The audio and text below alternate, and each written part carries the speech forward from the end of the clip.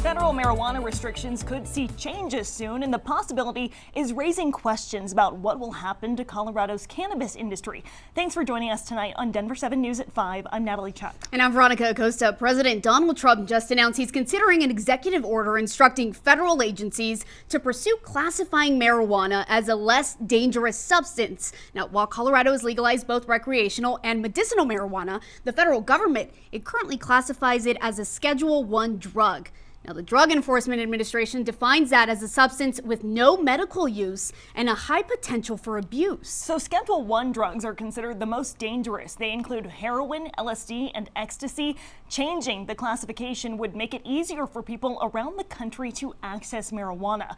Tonight, Denver 7's Adria Irahita is getting answers about the implications this would have on our state's businesses and beyond.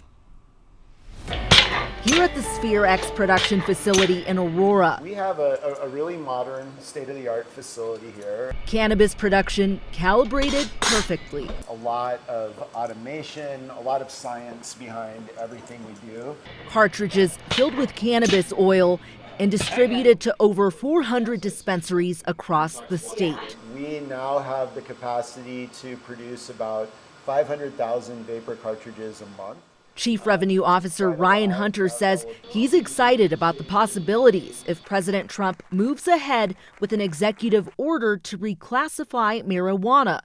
The past few years have been tough for the local industry. How would you describe the cannabis industry here in Colorado? Well, I think resilient is the main word. It's been very difficult for us over the last several years. Hunter tells me this would increase research opportunities, make it more accessible to patients, and overall increase profitability. It's very encouraging. It takes a big shadow away from us and allows us to operate our businesses much more effectively. Experts say a change in the tax codes would make it easier for employees in the industry.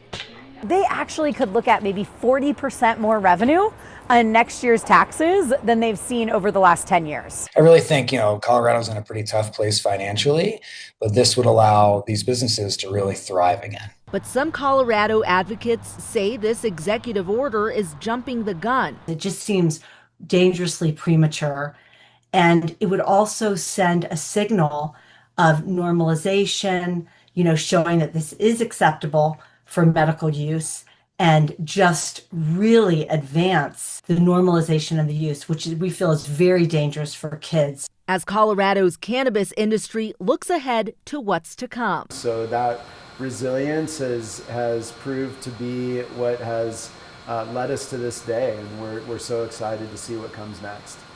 Adria Irahita, Denver 7. And some sources close to the president say the executive order could come as soon as Monday. Marijuana would not necessarily become legal at the federal level if the drug were reclassified, but as Adria explained, it would make it easier for the industry to operate and for research purposes as well. Now, over the years, a lot of you have asked us, where exactly does that tax revenue from marijuana sales go? So tonight, I'm breaking it down for you. The first $40 million collected each year in retail marijuana excise tax revenue go to public school construction. Now, any more is then transferred to the public school fund. Then there's a 15% state marijuana sales tax. Some of that revenue is distributed to local governments where marijuana is sold. MSU's adjunct professor of cannabis tells us the revenue has gone toward things like law enforcement, mental health services, and housing.